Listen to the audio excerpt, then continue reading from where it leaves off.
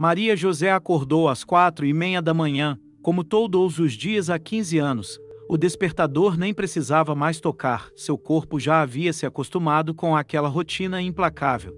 Levantou-se devagar, sentindo as dores nas costas que pareciam piorar a cada dia que passava. Aos 53 anos, ela carregava no corpo as marcas de uma vida inteira dedicada ao trabalho pesado. Tomou um banho rápido no chuveiro que pingava. Vestiu o uniforme azul já desbotado de tanto usar e preparou um café fraco, era o que o orçamento permitia. Olhou pela janela do pequeno apartamento nos fundos da casa onde morava como caseira, e viu que ainda estava escuro. Mais um dia de trabalho a caminho. Maria José não era apenas uma faxineira comum. Ela trabalhava no maior hospital particular da cidade, um lugar onde a limpeza não era só uma questão estética, mas literalmente uma questão de vida ou morte. Cada superfície que ela limpava, cada chão que esfregava, cada banheiro que desinfetava poderia fazer a diferença entre um paciente se recuperar ou contrair uma infecção hospitalar. Pegou 2 conduções para chegar ao trabalho. No primeiro ônibus, lotado de trabalhadores como ela, segurou firme na barra de ferro, enquanto pensava em sua filha, Carla.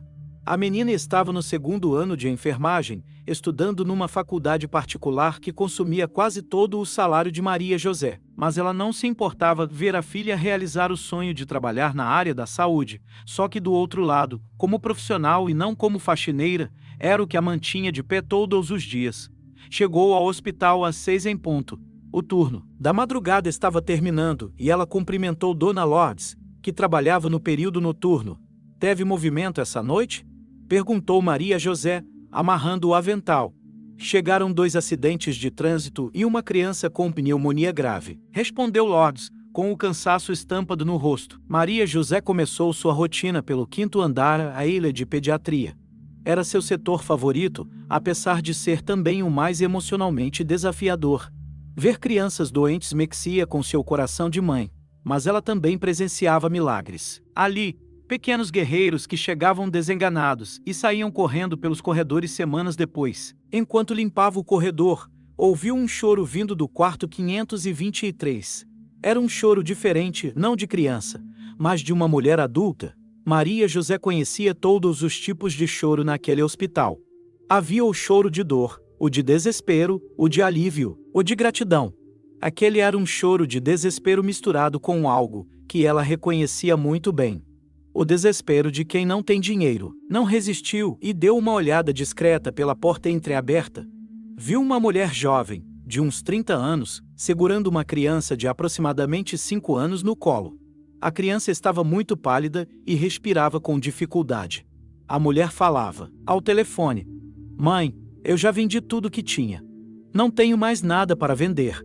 O médico disse que ele precisa da cirurgia urgente, mas o convênio não cobre e eu não tenho os 50 mil reais. Maria José sentiu um aperto no peito. 50 mil reais, uma quantia impossível para pessoas como ela e aquela mãe. Continuou limpando, mas não conseguia tirar a cena da cabeça. A criança se chamava Gabriel e tinha um problema cardíaco, congênito que, se não fosse operado em breve, seria fatal. Durante o intervalo do almoço, Maria José ficou sabendo mais detalhes através das enfermeiras. Gabriel era filho único de Sandra, uma vendedora de uma loja de roupas que havia perdido o emprego durante a pandemia. O pai da criança havia abandonado a família quando soube do diagnóstico. Sandra havia se mudado para a cidade especificamente para tentar o tratamento naquele hospital, que era referência em cirurgia cardíaca pediátrica. A situação é muito triste, comentou a enfermeira Helena com sua colega. A criança tem tudo para se recuperar perfeitamente, mas a família não tem condições financeiras. O SOS tem fila de espera de 8 meses para essa cirurgia, e o menino não pode esperar tanto tempo. Maria José passou o resto do dia pensando na situação. Não era incomum ver famílias em desespero financeiro no hospital, na verdade. Era parte da rotina diária. Mas algo em Gabriel e Sandra havia tocado seu coração de uma forma diferente. Talvez fosse o fato de Gabriel ter a mesma idade que seu neto, filho de Carla. Ou talvez fosse o desespero nos olhos de Sandra, que ela reconhecia como o mesmo que via no espelho nos momentos mais difíceis de sua própria vida. Naquela noite, em casa, Maria José fez algo que não fazia há muito tempo. Sentou-se à mesa da cozinha com uma caneta e papel e começou a fazer contas. Ela tinha algumas economias de dinheiro que havia juntado para reformar o telhado de casa, que vazava sempre que chovia forte. Tinha também um pequeno investimento na poupança que pretendia usar para a formatura de Carla. Somando tudo, chegava a cerca de 15 mil reais. Era muito pouco perto dos 50 mil que Gabriel precisava, mas era tudo que ela tinha. Durante toda a noite, Maria José ficou acordada pensando: seria loucura dar todo o seu dinheiro para uma família que mal conhecia? E se fosse um golpe? E se a história não fosse verdadeira? E suas próprias necessidades? E o telhado que vazava? E a formatura de Carla? Mas uma voz dentro dela era mais forte que todas essas preocupações. Era a voz que dizia que uma vida não tem preço, especialmente a vida de uma criança. Era a mesma voz que a fazia trabalhar 16 horas por dia para pagar os estudos da filha, a mesma que a fazia economizar cada centavo para dar um futuro melhor para sua família. Na manhã seguinte, Maria José chegou ao hospital com uma decisão tomada. Durante o intervalo, procurou Sandra, que estava dormindo em uma cadeira desconfortável ao lado da cama de Gabriel. A criança estava acordada, brincando silenciosamente com um carrinho de brinquedo quebrado. Com licença, disse Maria José suavemente. Sandra acordou assustada. Desculpe incomodar. Eu sou a Maria José, trabalho na limpeza aqui do hospital. Eu soube da situação do seu menino. Sandra imediatamente ficou na defensiva. Estava acostumada com olhares de pena e conselhos vazios. Pois é uma situação difícil mesmo, respondeu educadamente, mas sem muito interesse em continuar a conversa. Eu queria ajudar, disse Maria José, tirando um envelope do bolso. Não é muito, mas é tudo que eu tenho. Sandra olhou confusa para o envelope. Como assim, ajudar? São 15 mil reais. Eu sei que não é tudo que vocês precisam, mas talvez ajude com alguma coisa. Sandra ficou em choque. Não podia acreditar que uma pessoa que mal conhecia e que claramente não tinha recursos sobrados estava oferecendo todo o seu dinheiro para ajudar seu filho. Eu não posso aceitar isso, disse, com lágrimas nos olhos. Você nem me conhece. E pelo que eu vejo, a senhora também não tem muito dinheiro. Exatamente por isso que eu entendo sua situação, respondeu Maria José. Eu também sou mãe. Eu também já passei aperto para cuidar da minha filha. E eu sei que, se fosse o contrário, se fosse minha filha ou meu neto ali naquela cama, eu gostaria que alguém me ajudasse. Gabriel, que estava ouvindo a conversa, olhou para Maria José com seus olhos grandes e disse: a senhora é um anjo? A inocência da pergunta fez as duas mulheres chorarem. Sandra ainda resistia em aceitar o dinheiro. Mas como eu vou pagar de volta? Você não vai pagar, disse Maria José firmemente. Isso não é empréstimo, é um presente. É uma mãe ajudando outra mãe. Naquele momento, Dr. Roberto, o cardiologista pediatra responsável por Gabriel, apareceu no corredor. Ele havia presenciado parte da conversa e ficou emocionado com a atitude de Maria José. Dona Maria José, disse ele, a senhora acabou de fazer algo extraordinário. E eu tenho uma notícia que pode ajudar ainda mais. O médico explicou que havia conversado com a diretoria do hospital e conseguido um desconto significativo no valor da cirurgia. Além disso, ele próprio havia decidido não cobrar seus honorários. Com isso, o valor necessário caiu para 25 mil reais. Ainda é muito dinheiro, disse Sandra, mas já é bem mais próximo da realidade. Foi então que aconteceu algo inesperado. A enfermeira Helena, que havia acompanhado toda a situação, disse: eu também quero ajudar. Não tenho muito, mas posso contribuir com 2 mil reais. Em seguida, outros funcionários do hospital começaram a aparecer. Enfermeiro João, 1.000 reais. Técnica em enfermagem Patrícia, 500 reais.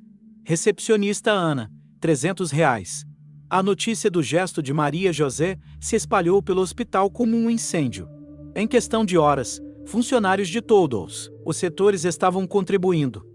O pessoal da limpeza, da cozinha, da segurança, da administração. Cada um dava o que podia.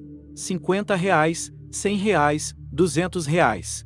Até pacientes e familiares começaram a colaborar. Dona Antônia, uma senhora de 80 anos que estava internada para uma cirurgia de vesícula, chamou a neta e pediu para ela trazer 1.000 reais de suas economias.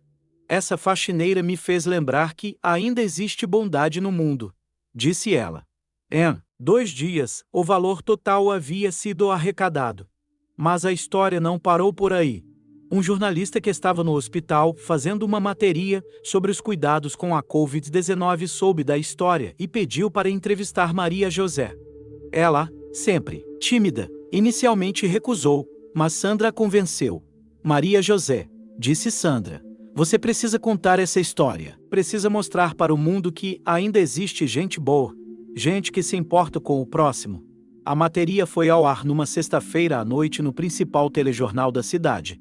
O repórter contou a história de Maria José, a faxineira que deu suas economias para salvar a vida de uma criança desconhecida e como isso inspirou todo um hospital a se mobilizar. A repercussão foi imediata e impressionante.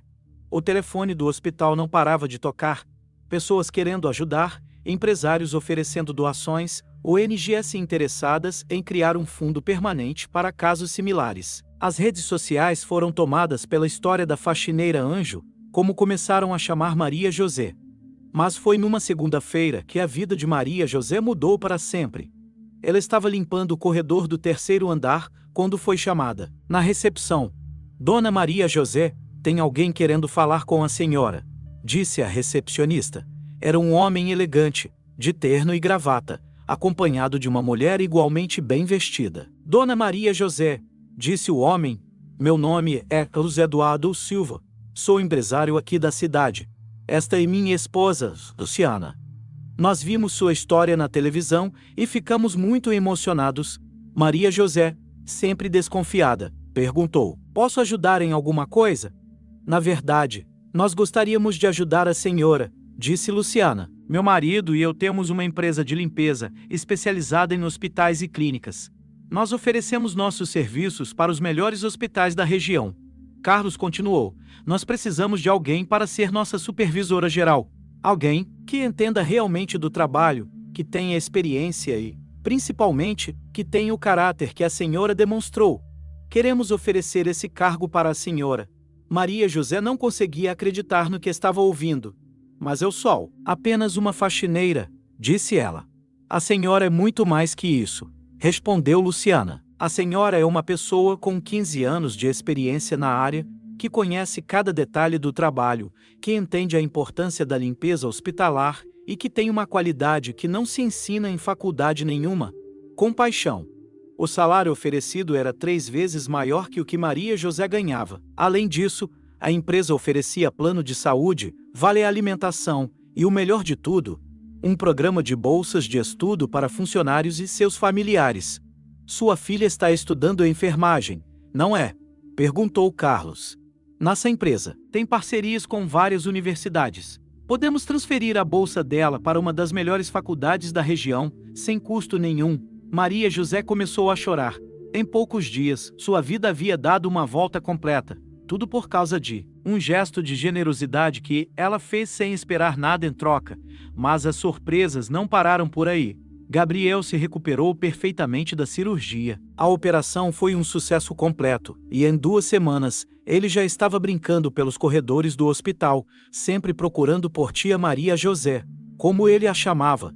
Sandra conseguiu um emprego novo, numa loja no centro da cidade, e mudou-se para um apartamento maior. Ela e Maria José se tornaram amigas inseparáveis.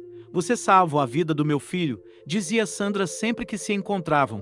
E você salva minha alma, respondia Maria José. A história teve repercussão nacional. Maria José foi convidada para participar de programas de televisão, recebeu prêmios de organizações filantrópicas e até foi homenageada pela prefeitura da cidade. Mas ela sempre fazia questão de dizer que não havia feito nada demais. Eu só fiz o que qualquer mãe faria, dizia ela em todas as entrevistas. Quando você vê uma criança precisando de ajuda, você não pensa 2 vezes. Você ajuda. O caso inspirou a criação do Fundo Gabriel, uma iniciativa do hospital para ajudar famílias em situação similar. Em menos de 1 ano, o fundo já havia ajudado 15 crianças a fazer cirurgias que suas famílias não conseguiam pagar. Maria José assumiu seu novo cargo com a mesma dedicação que sempre teve. Agora, em vez de limpar um andar, ela supervisionava a limpeza de 5 hospitais. Seu conhecimento prático combinado com cursos de gestão que a empresa pagou para ela fazer, fizeram dela uma das melhores supervisoras que a empresa já teve. Carla terminou o curso de enfermagem com distinção e conseguiu um estágio no mesmo hospital onde sua mãe trabalhava. Mãe, disse ela no dia da formatura, você sempre foi meu exemplo. Mas agora você é exemplo para o mundo inteiro. 2 anos depois do episódio, Maria José foi promovida a gerente regional da empresa. Ela agora ganhava mais em um mês do que ganhava em um ano como faxineira. Comprou uma casa própria, reformou o telhado que vazava e ainda conseguiu ajudar várias outras famílias em situação de necessidade. Mas o que mais orgulhava Maria José não era o dinheiro ou o reconhecimento. Era saber que Gabriel estava forte e saudável, correndo e brincando como qualquer criança de sua idade. Era saber que Sandra havia conseguido reconstruir sua vida. Era saber que sua história havia inspirado centenas de outras pessoas a ajudarem o próximo. Em uma entrevista, 3 anos após o episódio, Maria José foi perguntada se não se arrependia de ter dado todo o seu dinheiro para uma família desconhecida. Sua resposta resume perfeitamente o tipo de pessoa que ela sempre foi. Eu dei 15 mil reais e recebi muito mais de volta. Não estou falando de dinheiro.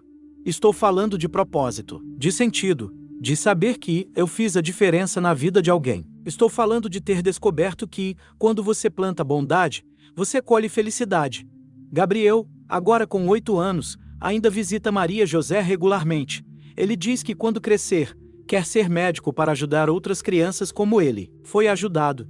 Tia Maria José, disse ele na última visita, você salvou minha vida, e agora eu quero salvar a vida de outras pessoas também. E assim, um simples gesto de gratidão ou não, de amor incondicional pelo próximo, transformou não apenas o destino de uma faxineira, mas tocou o coração de uma cidade inteira e mostrou que, mesmo nos tempos mais difíceis, a bondade humana ainda existe e ainda pode mover montanhas. A história de Maria José prova que, não importa qual seja sua profissão, sua condição social ou quanto dinheiro você tem no banco, o que importa é o tamanho do seu coração e sua disposição para ajudar o próximo, porque no final das contas, quando ajudamos alguém sem esperar nada em troca, o universo sempre encontra uma forma de nos recompensar de maneiras que jamais poderíamos imaginar. E Maria José continua trabalhando agora como executiva, mas com o mesmo coração humilde e generoso de sempre, porque algumas coisas nunca mudam e que bom que é assim.